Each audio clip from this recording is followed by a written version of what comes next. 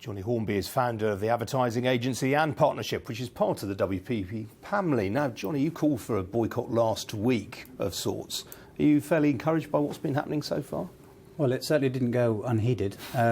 Yes, we said last week that we'd probably been sitting on too many panels, at too many conferences, asking the big platforms to come to the party. And it's not just the big platforms, to be fair to Matt Britton. I think it's the whole industry that needs to come together. But I think the platforms have been slower than everyone has wanted. And as Martin Sorrell just said on that report, that they're not without the resources to be able to do something about this. And I think there is, there's a number of levels to this argument.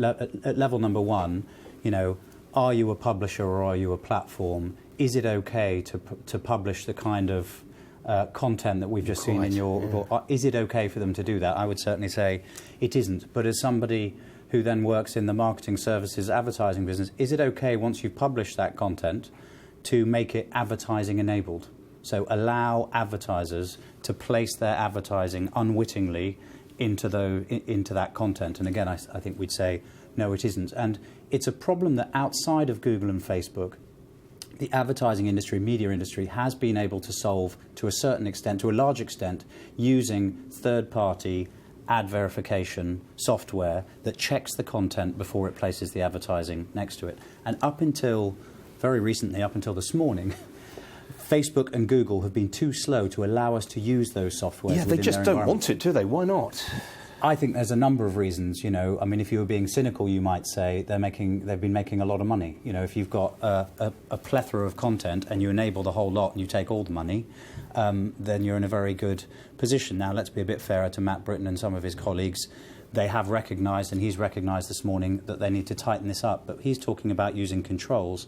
They're his controls, not our controls. We want to use third-party controls universally in Facebook and in Google, not their controls. We don't want them marking their own homework, both from a brand safety point of view, to make sure that our advertising isn't appearing in the places you've just shown, but also so that we can mark the homework in terms of how many people actually saw the content, because we're seeing far too much of where we're finding Facebook, for example, admitting that maybe only half the amount of people had been viewing their videos because they're telling us who's viewing it. No one tells, the Ian King live show does not tell the advertisers how many people are watching it. They can go and check it out, yeah, quite.